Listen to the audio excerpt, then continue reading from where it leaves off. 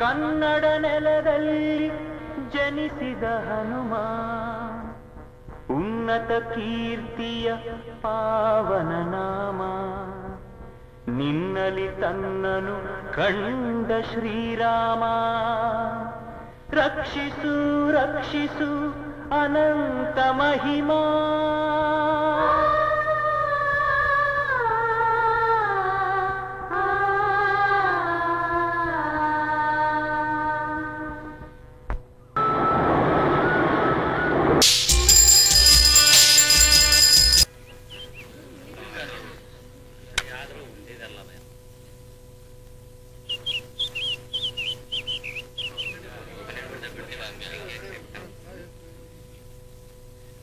ಬರ್ಲಿಲ್ವಲ್ಲ. ಈಗ ಸಭೆ ನಡೆಸಲು ಅನುಮತಿಯೇ? ಆಗ್ಬೋದು. ನಂಜಪ್ಪ, ಕಿಟ್ಟಪ್ಪ, ದೈವದ ಮುಂದೆ ಸತ್ಯವನ್ನೇ ಹೇಳಬೇಕು. ಸುಳ್ಳನ್ನಾಡಿದರೆ ಬಬ್ಬರಿಯನ ಶಿಕ್ಷೆಗೆ ಗುರಿಯಾಗ್ತೀರಿ. ಗೌರಿಯ ಗಂಡನ ದೋಣಿಗೆ ನೀವು ಬೆಂಕಿ ಇಟ್ಟಿದ್ದು ನಿಜಾನ? ನಿಜ ಗುರಿಕರ್ರೆ. ಯಾಕೆ ಕಿಟ್ಟಪ್ಪ ಈ ತರ ಮಾಡಿದೆ? ಧಣಿಗಳು ಬೆಂಕಿ ಹಾಕು ಅಂದ್ರು, ಹಾಕದ್ವಿ.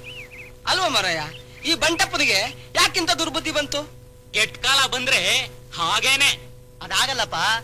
ಅವ್ರ ಮಗಳು ಸುನೀತಾ ನಮ್ ಕುಮಾರಣ್ಣನ್ ಮದುವೆ ಮಾಡ್ಕೊ ಅಂತ ಕೇಳಿದ್ಲು. ಅದಕ್ಕೆ ನಮ್ ಕುಮಾರಣ್ಣ ಆಗಲ್ಲ ಅಂತ ಹೇಳಿದ್ರು. ಅಷ್ಟೇನಾ? ಅಷ್ಟಕ್ಕೆ ಬಿದ್ದಿದ್ದ ದೋಣಿಗೆ ಬೆಂಕಿ? ಕುರಿಕಾರ್ರೆ, ಬಲವಂತದಿಂದ ಮದುವೆ ಮಾಡಿಸ್ಲಿಕ್ಕೆ ಆಗ್ತದ? ವಲ್ಲದ ಗಂಡ ಬುಟ್ಟಿಯೊಳಗಿನ ಹಾವು ಎರಡು ಒಂದೇ ಅಂತ ಎಣಿಸಿದ ಬಂಟಪ್ಪ. ಎಲ್ಲೋ ಬಂಟಪ್ಪನವ್ರಿಗೆ ಹುಚ್ಚಿಡ್ದಿರಬೇಕು. ಬಂಟಪ್ಪ ಮಾಡಿದ್ದು ಕ್ಷಮಿಸಲಾಗದ ತಪ್ಪು. ಈ ಅಕೃತ್ಯಕ್ಕೆ ಅವನು ಗೌರಿಗೆ 20,000 ರೂಪಾಯಿ ದಂಡ ಕೊಡಬೇಕು. ಹಾಗೆಯೇ ಒಂದು ಬೆಳ್ಳಿಯ ದೋಣಿಯನ್ನು ಮಾಡಿಸಿ ಬಬ್ಬರಿಯನ ಸನ್ನಿಧಿಯಲ್ಲಿ ಇಡಬೇಕು. ಅದ್ ಸರಿ, ಇದನ್ನ ಬಂಟಪ್ಪನವ್ರು ಹೇಳೋದು ಯಾರು? ಅವ್ರು ಇಲ್ಲಿಗೆ ಬರ್ಲಿಲ್ವೇ? ನಾನೇ ಹೋಗ್ತೀನಿ.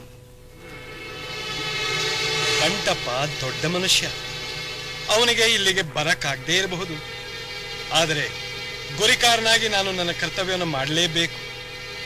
ನನಗೆ ನನ್ನ ಜನರ ನೆಮ್ಮದಿ ಮುಖ್ಯ ಅಷ್ಟೇ.